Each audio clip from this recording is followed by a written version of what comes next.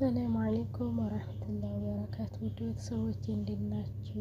ሰላም ናችሁ ወይ? ከኔ ጋር አልሐምዱሊላህ ረቢል ዓለሚን። እናንተ እንዴት ናችሁ? ዱባዮቼ ዝናብ እንዴት አድርጉ እየያዛችሁ ነው? ዝናብ የናፈቃችሁ እየጠገባችሁ ይመስለኛል። ዝናብ ማለት ነው እንዴ ነው ዝናብ የጓጓችሁ ማለት ነው። አንዳንዶች በነገራችን ላይ የትኛው ሀገር ዱባይ ነው ያለሁት የሚሉ አሉ ማለት ነው። ያው ቦታ ይለያል መሰል ችግሩና ግን አልሐምዱሊላህ ከዛ ከሙቀት አውጥቶ ዛሬ ዝላይ ላደረሰ ለአላህ ምስጋና ይገባው ማለት ነው። በጣም በሙቀት ስንጨናነቅ ነበር። አሁን ላይ ደግሞ ዝናብ ጣለልን። ያው ቤታቸው መቼም ካርቶን ነው። ኢትዮጵያ ስንት ወር ሙሉ ዝናብ ይጥላል ቤታችን ውሃ አይይዝም። ግን ሌላ ቦታ ዝጋ ዱባይ በየቤቱ ነው በቃ ቤቱ ጨርሶ እንትን የሚለው ማለት ነው። ካርቶን በሉት ነው የኛ የጭቃ ቤት ኢትዮጵያ ማለት ነው። የጭቃ ቤት እንዴ ታሰንቃለች ማለት ነው።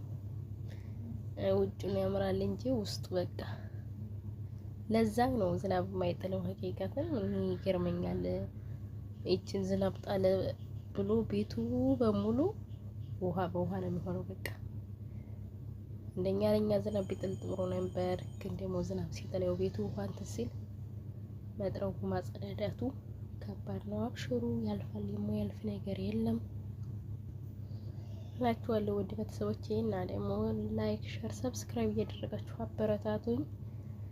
ትናንትና ቪዲዮ ከቀረጽኩት የቆረጥኩት ነበር እሱን ልልቀቅላችሁ እና ያበረታታችሁ ሼር ሰብስክራይብ እያደረጋችሁ አበረታቱኝ ማለት ነው።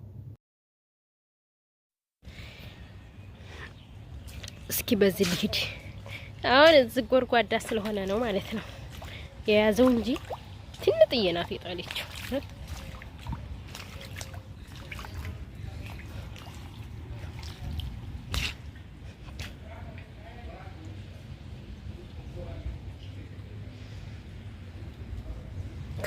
ክፋቱ ነው አሁን ምን አለ ቢጥል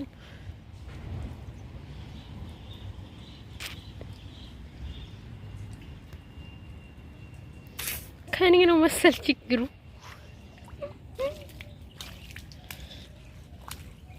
ተሞጨራረኩ ነው ባለችው መጽናናት ነው እንግዲህ ምን ይደረጋል።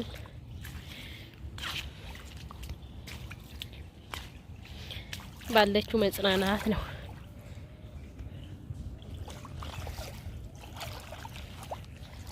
እንግዲህ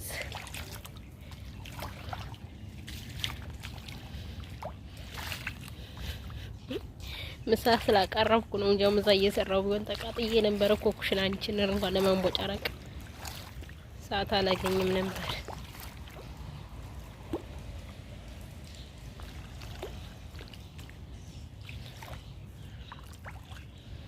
ይችንም አልሐምዱሊላህ ማለት ነው አይደለ? ያገኙትን ማመስገን ነው። ተስፋ አትቁረጡ። አንዳንድ ነገር ማለት ነው ተስፋ አትቁረጡ። እኔ ዱባይ በቃ ዝናብ አይጥልም ብዬ ብዙ ቀን ተስፋ ቆርጬ ነበር።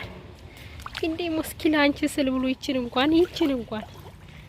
እንኳን ጣለልኝ። ኢትዮጵያ ገብቼማ እንደው ዝናብ ተንቦጫርቄ ጠግቤ ማለት ነው። እንዴ ልጅነቴን አፈቀኝ መሰል።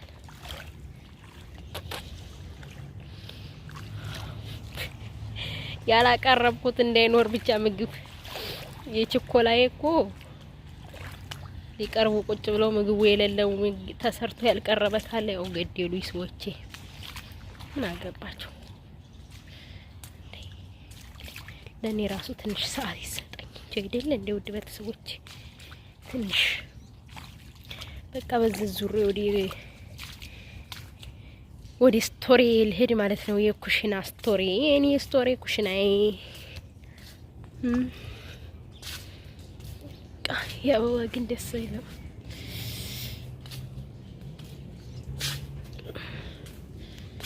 በቃ ደህና ሁኑ። ከጣለ ደግሞ መልሰን እንቀርጻለን።